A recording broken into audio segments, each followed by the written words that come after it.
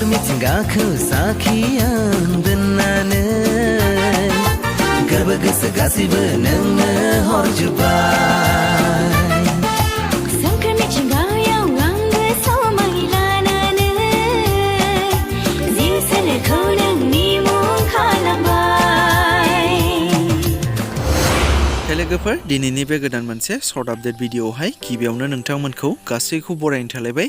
स' लोगोफोर दिनै बे भिडिअनि गेजेरजों नोंथांमोननि सिगाङाव मोनसे गोदानै फैनो गोनां सावथुननि मिउजिक भिडिअनि सायाव मोनसे सर्ट आपडेट लानानै फैलायबाय। स' नोंथांमोना बेनि सोमोन्दै आबुङै मिथिनो थाखाय भिडिअखौ जोबजासिम नायलाङोब्लानो जाबाय। स' लोगोफोर बे बोसोराव गलापी फिल्म प्रडाक्शन बेनारनिफ्रायबो गोजोन बर' बिथांनि स्ट'रि स्क्रिप्ट लिरनायजों आरो बिथांनि डाइरेक्सन होनायावनो साहारा मुंनि मोनसे गोदान आबुं बर' सावथुन फैनो थांगासिनो दङ दे लोगोफोर। आरो बे साहारा सावथुननिनो मोनसे सोमखोर मिथिंगाखौ मुंनि मोनसे मिउजिक भिडिअआ बे साननैसोनि गेजेरावनो नोंथांमोननि सिगाङाव फैनो थांगासिनो दङ एबा रिलिज जानो थांगासिनो दङ।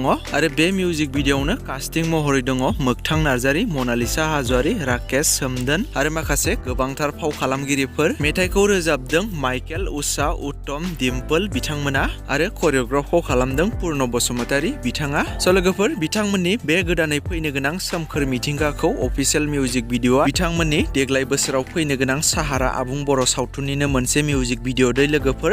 आरो मिथिनाय बादिब्ला बिथांमोना बे मिउजिक भिडिअखौ फैगौ 15 आगस्ट खालि गलापी फिल्म प्रडाक्शन प्रेजेन्ट इउटुब चेनेलनि गेजेरजों रिलिज खालामनानै होसिगोन होननानै मिथिनो मोन्दों। स' नोंथांमोना जाय नायनो थाखाय एक्साइटेड बिथांमोना बयबो नेना थायोब्लानो जाबाय। स' बिथांमोना फैगौ 15 आगस्ट खालि बे मिउजिक भिडिअखौ रिलिज खालामनानै होसिगोन। स' बिदिब्ला लोगोफोर दिनैनि सर्ट आपडेट भिडिअआ बेखिनियानोमोन। जुदि नोंथांमोना भिडिअखौ नायनानै मोजां मोनदोंब्ला लाइक खालामदो आरो बेफोरबायदिनो माखासे बर'नि फैनो गोनां सावथुनफोर आरो मिउजिक भिडिअफोरनि बागै आपडेटफोरखौ मोननो थाखाय चेनेलखौ साबस्क्राइब खालामनानै खाथिनि बेल आइकनखौबो